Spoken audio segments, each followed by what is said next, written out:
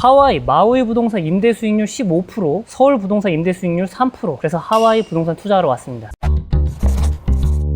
지금 여기는 하와이에 있는 마우이 섬이라는 곳이고요. 제주도 아니냐고 할 것 같은데 하와이 맞습니다. 바다도 좀 보이고 외국인들도 많이 지나가고 하면 좋을 것 같은데 아무래도 영상 음질 때문에 조용한 숙소에서 감독님께서 하와이는 제가 부동산 투자 제안으로 오게 됐는데 처음 제가 제안 받았을 때까지만 해도 하와이라는 섬이 아무래도 관광 산업에 대한 리스크가 있고 솔직히 좀 부정적인 마인드를 가지고 하와이를 방문했습니다. 특히나 최근에 코로나 이슈 다들 들어보셨겠지만 마우이에 지금 큰 화재가 났었었죠. 화재 사건으로 인해 실제로도 관광객이 지금 많이 줄어들었는데 그럼 관광 산업이 약화가 되었는데도 불구하고 저한테 투자를 제의한 대표님은 이에 대한 영향은 전혀 없다고 하셨고 오히려 기회가 돼서 현재 투자 유닛을 더 늘려나갈 계획이라고 합니다. 하와이 부동산 투자를 진행하시는 대표님은 관광객을 대상으로 하는 부동산 투자를 진행하는 게 아니라 하와이에 직접 살고 있는 이 현지인을 대상으로 투자를 진행하고 있고 실제 대표님이 투자를 진행한 부동산의 임차인들은 전부 하와이에 실제 거주를 하고 일을 하고 있는 현지인들이었습니다. 그럼 이게 장점이 뭐냐면 하와이, 특히 제가 현재 있는 마우이 섬은 주거용 부동산의 공급의 한계가 명확하게 있고 왜 그러냐면 정부에서도 이 하와이라는 자연을 최대한 보존을 해야 되기 때문에 부동산에 대한 개발과 신축에 대한 허가가 그냥 쉽지가 않습니다.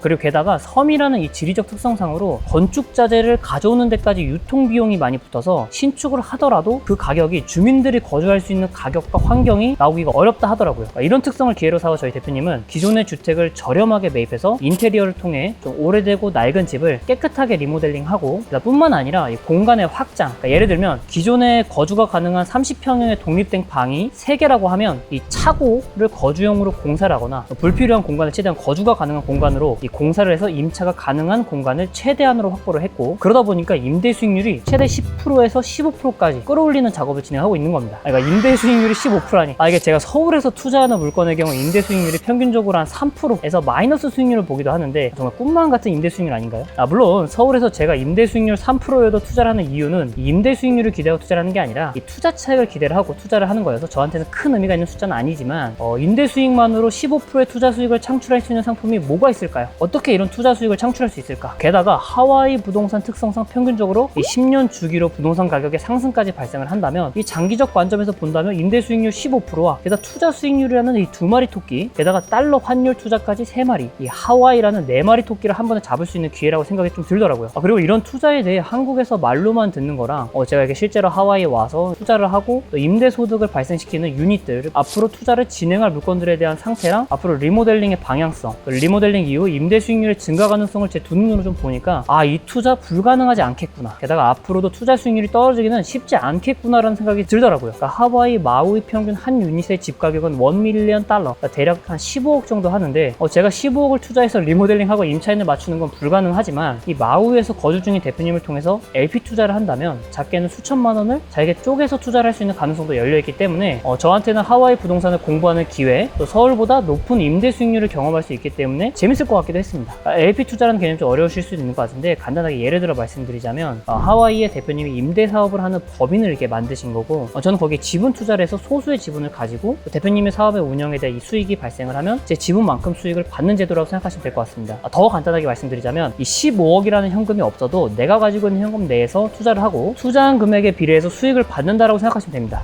저는 대표님 덕분에 하와이에 부동산 공부한다는 핑계로 왔는데 하와이 정말 좋습니다. 여러분 제가 왜 지인들이 하와이 하는지 알 것 같더라고요. 자연, 깨끗한 바다 떠나서 물론 햇볕은 좀 뜨겁긴 하는데 이 그늘만 들어와도 이 바람이 시원하고 이 바다가 옆에 있다는 생각이 안 들 정도로 바람이 습하지 않고 쾌적하고요. 또 저녁에는 우리나라 봄, 가을 날씨처럼 좀 시원하되 지금 한국에서는 상상도 못할 그런 날씨입니다. 만약 하와이에서 부동산 투자를 해서 자주 내가 여기를 올 수 있다. 저는 어떻게든 시간 내서라도 올 것 같습니다. 또 바닷가 가서 또 스노클링하고 산이 있으니까 트레킹도 좀 하고 바닷가 근처 카페 가가지고 또 커피 마시고 또 책도 읽고 너무 좋은 이 하와이를 부동산 핑계로 올 수 있다니 이런 기회 과연 또 있을까요? 게다가 하와이는 미국 달러를 사용하기 때문에 이 달러 투자를 겸한다라고 생각을 한다면 이 투자 수익률을 플러스 알파가 될 것 같고 또 앞으로 저는 미국 달러를 보유하고 있는 것만으로도 많은 기회가 생긴다라고 생각을 하니까 대표님의 제안에 제가 너무 감사드리고 저한테는 굉장한 행운인 것 같더라고요. 하와이에서 일정이 제가 좀 빠듯해가지고 제가 앞으로 얼마를 어떻게 투자를 해야 될지는 한국에 돌아가서 포트폴리오를 다시 재조성해봐야 되겠지만 이에 대해서는 한국에서 제가 다시 영상을 통해서 말씀드리겠습니다. 여러분도 한국 부동산에 대해서만 한계를 가지고 생각하시지 마시고 이렇게 하와이나 미국